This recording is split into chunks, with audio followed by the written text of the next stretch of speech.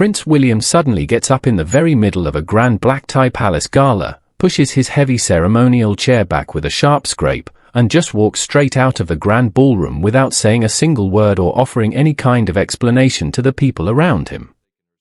The royal orchestra is still playing its elegant melodies, hundreds of high-profile international guests are watching in absolute silence, and the timing of his departure could not possibly be more devastating. Queen Camilla had literally just taken her formal ceremonial seat right next to King Charles, and the exact second she finally settles into her chair, William stands up and completely exits the room. This is absolutely not a simple coincidence, nor is it just a case of remarkably bad timing. This is a massive public statement delivered so loudly and clearly that it does not even need words to convey its bitter message, and honestly, the fact that absolutely no one at the palace was prepared to answer what had just happened is the very first clue that this was not some minor, petty seating disagreement. This was something incredibly serious that had been brewing behind closed doors for hours, perhaps even for weeks, and it all finally came to a dramatic head the very second Camilla sat down at the royal table. Before we dive deeply into what this shocking walkout actually means for the absolute future of the entire British royal family, we need to understand where it gets truly interesting. The Royal Heritage Gala was supposed to be this massive, highly publicized show of absolute unity after months of agonizing tension hiding behind closed doors, and this was the specific night King Charles desperately wanted to prove to the world that everything was completely fine within the monarchy. Top diplomats were present, senior palace courtiers were watching, charity leaders and extended royal family members were all gathered together to see Charles, Camilla, William, and Catherine standing as one single, unbreakable, stable royal front. Every single seat at that prestigious head table meant something incredibly profound. Every individual movement had been meticulously choreographed for weeks, and William's chair was intentionally positioned directly opposite Camilla's. That arrangement was not random at all because the strict royal seating protocol, which is basically the formal, ancient rulebook for who sits where based on rank and dynastic purpose, made William's physical presence absolutely essential to the specific message Charles was trying to send.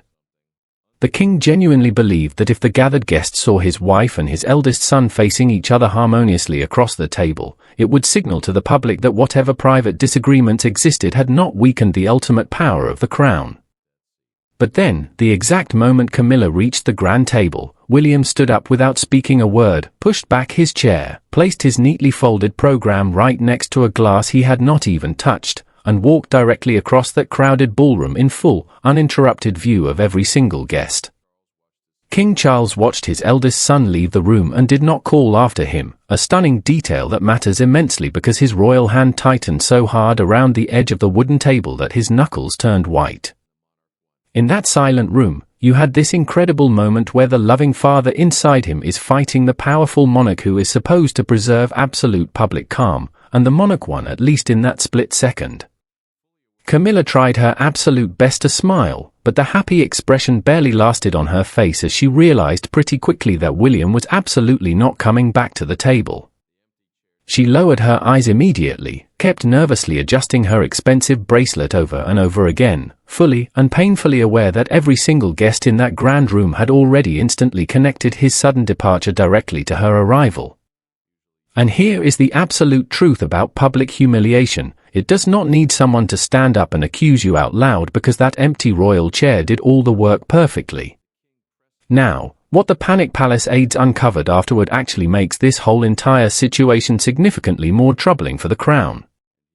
William had firmly refused to approve the final seating plan earlier that afternoon. He had seen the changes, he had strongly objected to them, and yet he still showed up to the formal event anyway, which proves his sudden exit was not some impulsive, uncontrolled burst of anger.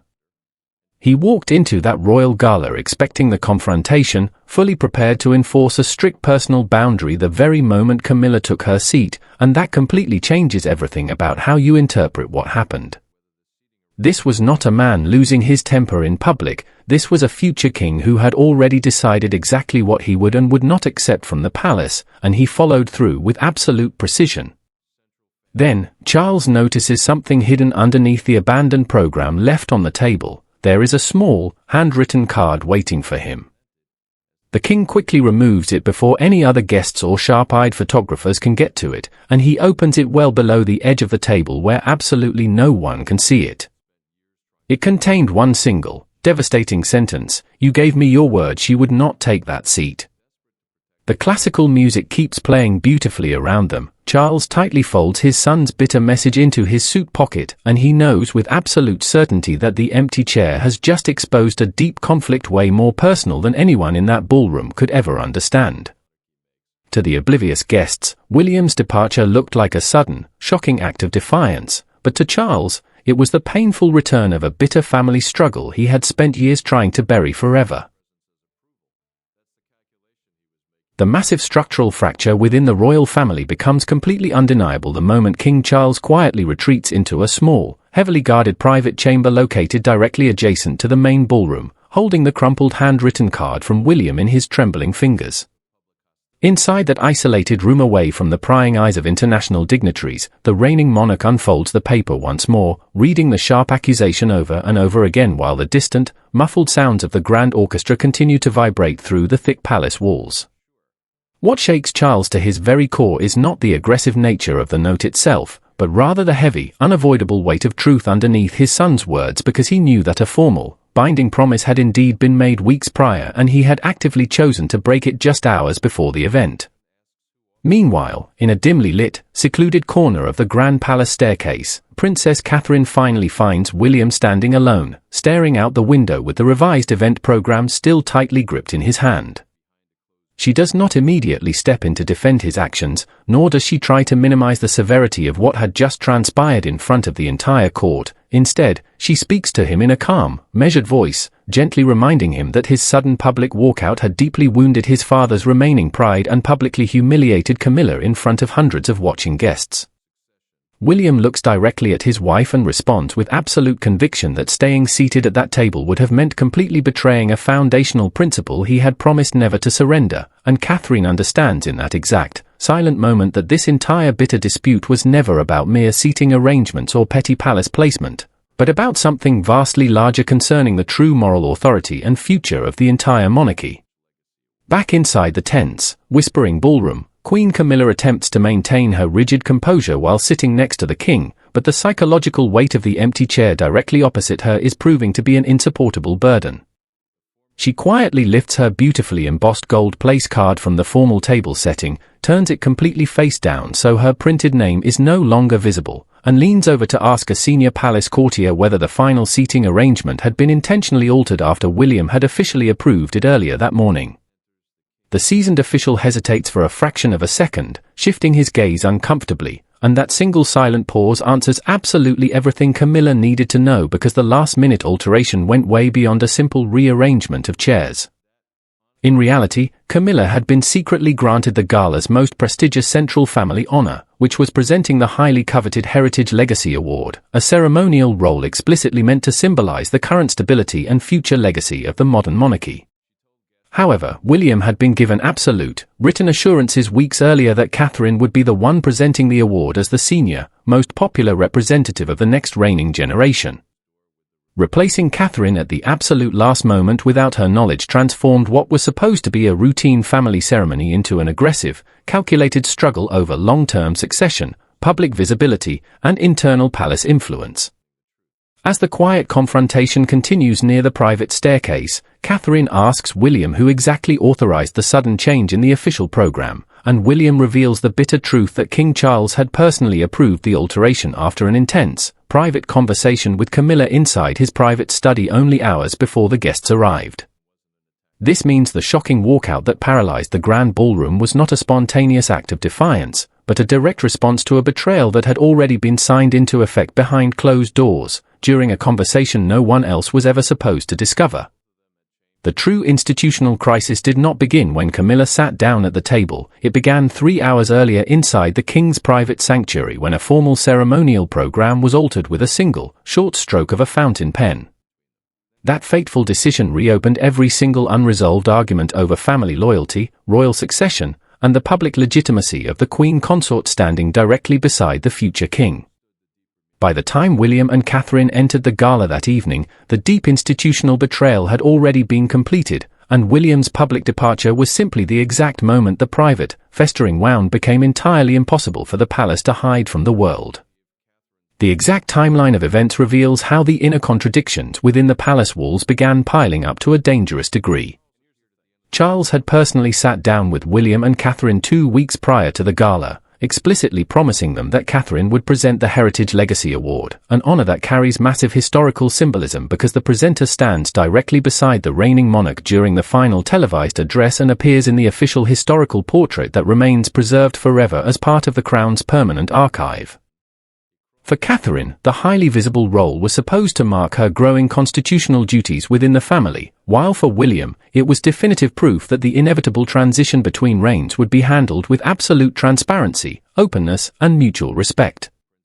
But then, at exactly 4:15 on the very afternoon of the gala, Camilla entered the king's private study with absolutely no aides or advisors present, arguing intensely for 20 minutes that completely excluding the reigning queen from the presentation would make her look secondary and powerless inside her own husband's court.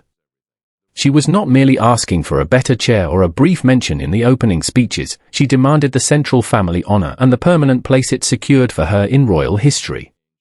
Charles listened in troubled silence, pausing heavily before the revised order of service, and when he asked his private secretary whether William had already seen and approved the original arrangement, he received the exact answer he feared. Yet, the king set down his pen, looked at the document, picked it up again, crossed out Catherine's name, wrote Camilla's in its place, and signed his royal initials beneath the alteration, making everything that happened later that night completely inevitable. A trusted courtier hands Prince William the newly revised program shortly before the grand ceremonial procession is scheduled to begin, and the prince reads the suddenly changed name twice, folds the thick paper with a painful, terrifyingly careful precision, and looks directly at Catherine to tell her he knows exactly what this underhanded move means. She gently places her hand over the folded document and quietly asks him not to react impulsively inside the crowded ballroom, and William firmly promises her that there will absolutely not be a loud public confrontation, but he pointedly does not promise to remain quietly seated throughout the evening, a critical distinction that changes the entire nature of his upcoming protest. The revised instruction carried a second, highly calculated institutional blow as well because Camilla's name now appeared ahead of Catherine's in the official gala record, giving the sudden administrative change a permanent, lasting weight that extended far beyond the events of a single evening. The king's private secretary later formally documented hearing Charles explicitly warn that William would undoubtedly view this sudden rearrangement as a direct challenge to his authority, to which Camilla coldly replied that the future king simply needed to understand that the crown could not constantly operate according to his personal feelings and emotional preferences. Those harsh words managed to reach William shortly after his dramatic walkout, so imagine the immense psychological weight of processing the fact that your structural objections were fully anticipated, thoroughly discussed, and casually dismissed before you even knew a change had been made.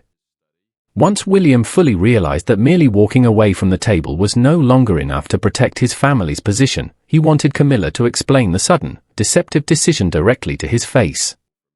There were absolutely no media photographers, no wealthy guests, and no fake ceremonial smiles when William and Camilla finally faced each other, just a narrow, dimly lit palace corridor separating the grand ballroom from the private royal apartments where neither of them could retreat without openly revealing fear.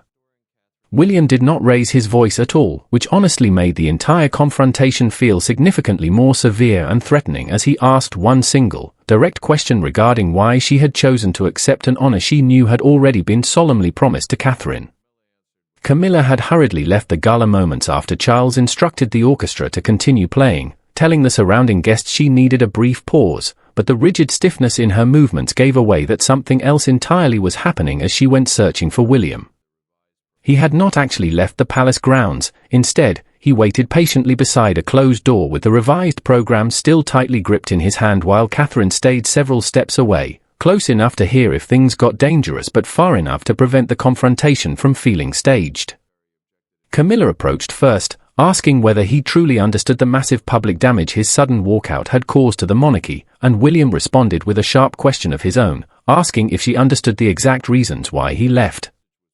Neither used the other's formal title during the heated exchange as all royal ceremony completely disappeared, leaving nothing but raw, direct accusation in that narrow hallway. Camilla fiercely defended her rightful place beside Charles, insisting that standing with her husband was not a personal attack on Catherine and stating she would no longer apologize for occupying the position the king had explicitly given her.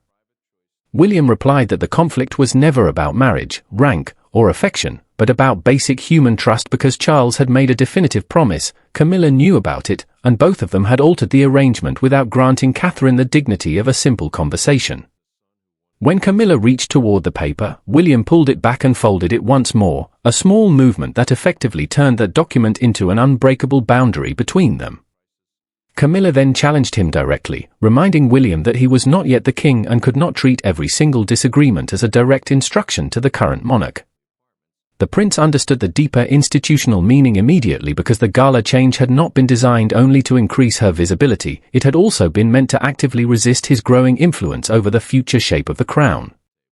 William gave one non-negotiable condition, stating he would return to the event only if Catherine's original presentation role was fully restored and her name returned to the official record, but Camilla firmly refused just as Charles appeared at the far end of the corridor. For decades, Charles had survived by delaying painful choices, but in that quiet corridor with William on one side and Camilla on the other, delay itself became a definitive decision as the most powerful man in the palace suddenly looked completely trapped by a crisis of his own making.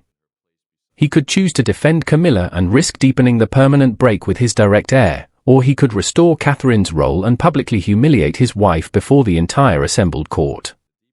Underneath the emotional struggle was a harder question about who actually controls the monarchy's future, and by midnight, the titles and ceremonial arguments became completely meaningless as Camilla found herself alone in a small sitting room when William returned, not as an angry heir demanding recognition, but as a son who simply wanted the absolute truth.